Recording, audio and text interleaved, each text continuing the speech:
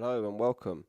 Today I've got this Alivio MC-10 shifter. I'm not too sure what year this came out. Probably 91, 90. So this is going to be part 1 of the video. I don't have the other side of the shifter, but when I do I'll make it a part 2. We're going to dismantle it and clean it and get it to work better again. You can see here that the shifting is super, I don't know, slow and sloppy. So I think it's just in need of a nice clean, but we're going to dismantle it anyway.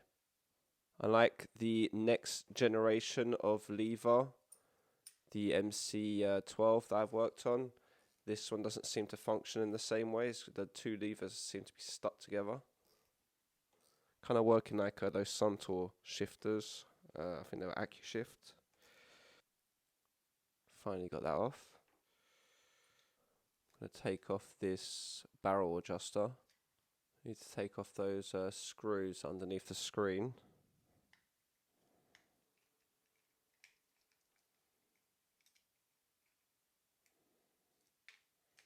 Oh look, some spider webs. Looks like we're going to need to remove the cover here to work on this. There's a first nut here to take off. I'm guessing it's going to be clockwise like other shifters. A little bit harder to work on because we can't mount it. Okay, looks like it's coming off. Let's remove that top plate first, and it's going to release the return spring underneath at the same time. Take off that return spring. There's a bushing to remove.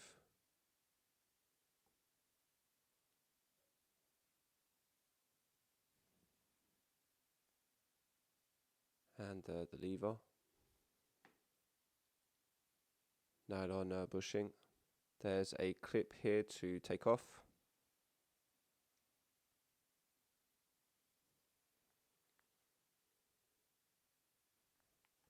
Let's unhinge that spring.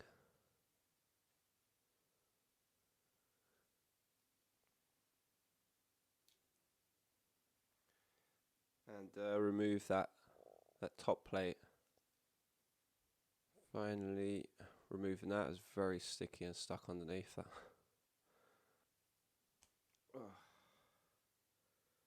Yeah, there's two very thin washers here.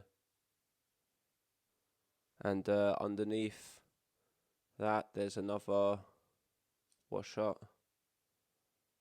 Next we can remove that spring that's on acting as a return spring. Lift that up.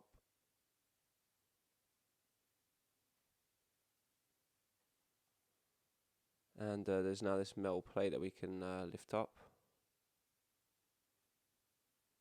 Let's take off the spring for the pull.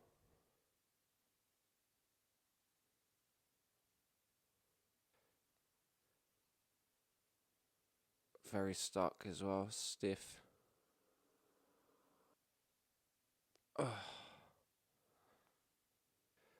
I'm going to remove the cam now.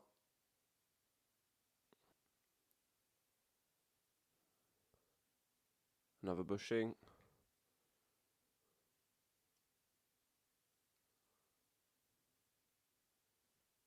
I'm going to retension, I think, that spring and give this cover a clean. It seems to be quite sloppy as well. So let's unhinge that.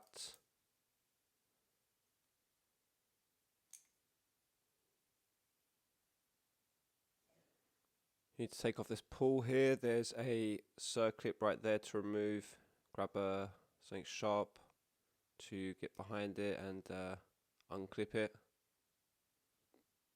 Pull that you can remove, and the springs just come off it with as well. Short tips on the top apparently. And there was a nylon washer underneath that. So I'm going to give everything a clean. This will need to be run through degreaser to really get rid of this stuff.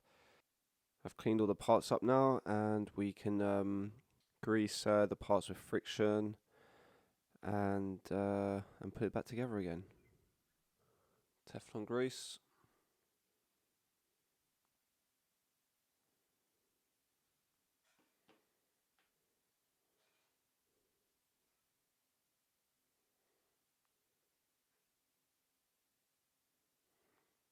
Grab the cam and the return spring for the cam. The part that sticks out will go into the slot, which is here, that corner. So push that way through. Right, the cam's going to be coming up to roughly here. So we're going to need to tension the spring underneath. So you need to put it into roughly this position, and then from underneath grab something that's going to be able to catch the other tip of that spring, and we're going to pull it back until it gets to that hole right here.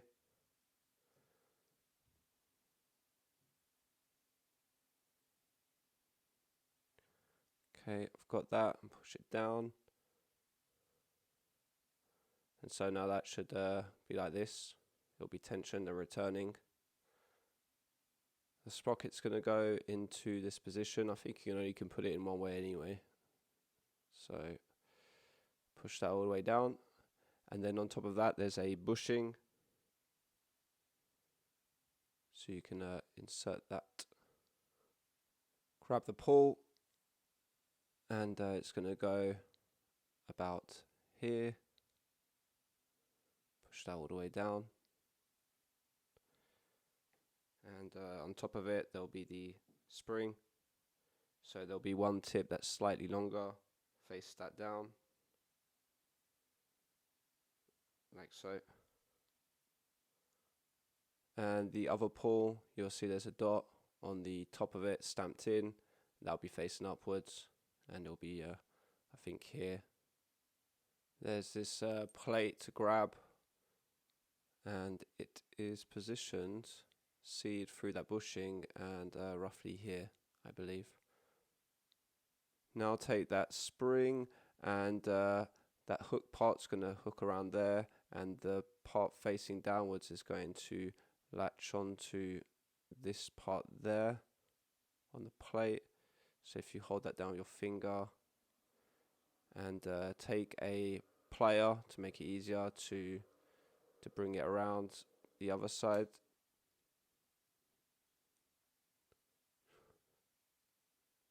Next, take this plate, and that little bent part is facing downwards.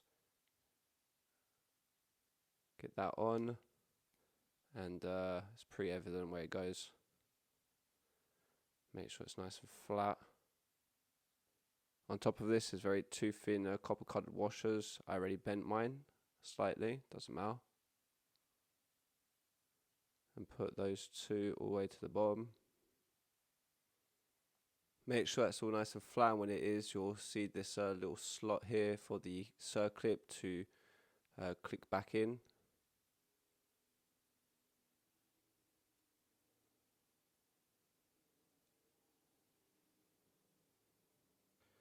Now we need to pry back that spring, that tip of that spring, and we need to bring it up to here.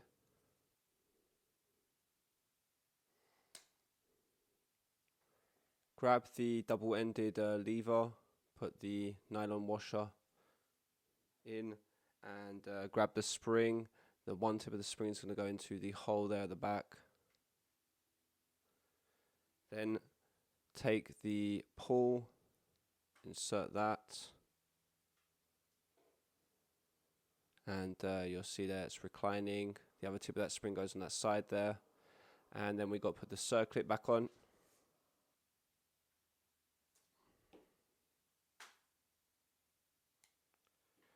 And that's clicked in, and the lever is going to go downwards. You need to turn that a little bit back, the pull, for it to insert in, but then it eventually does, like that. And here you're going to have a bushing to push through the lever.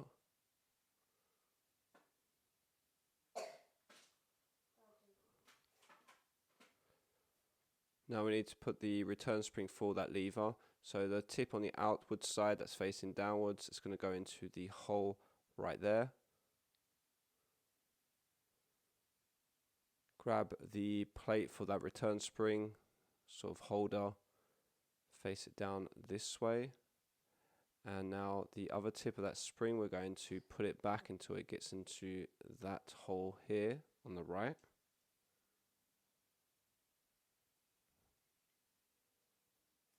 Okay, it's in. If you have some thread locker, add that.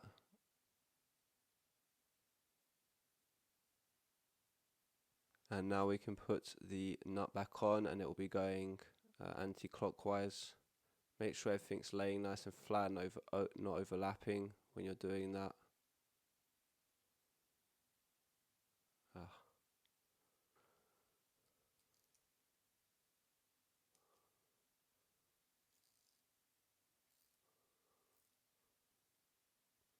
Not too tight for now. We can always adjust if we have to. If your return spring's a little bit sloppy, you need to kind of expand it open and it somewhat stretches it a little bit better. And for installation, can't remember now. Yeah, so you take the spring and I think that hook part on this side goes underneath here. And you want to lay that flat, I think, like this. And then next, grab the cover and position the arm like this. And that part there needs to be turned around and catch onto that little bit of plastic here sticking out. Yeah, clipped. Yeah, I think that's on. Okay, yeah, that's good. And on the, now, I don't know, I'm just going to take a lever to hold this. I think. Get something to hold it. So that other tip of the cam needs to go into the spacing of that lever here at the back. You need to aim that into it.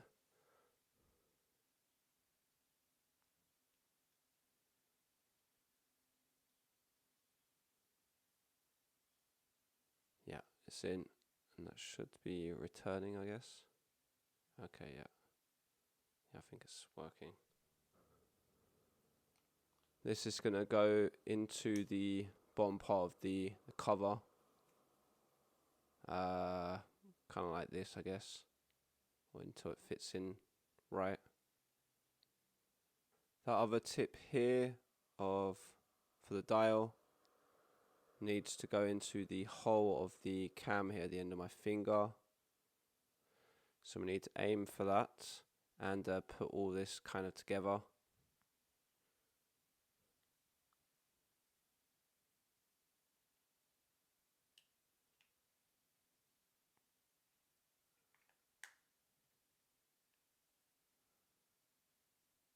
Grab that bolt and run it through and you'll be able to start screwing that down.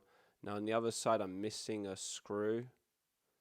You'll have one though to remove and take this off, and actually if you screwed this down before, this would hold this. I need to hold mine. I think I've got a spare bum.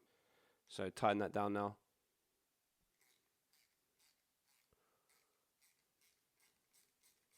Managed to find a screw for the top of the cover.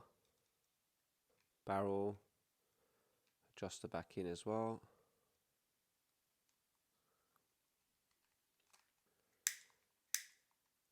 And that is night and day how good this is clicking amazingly. So terminated.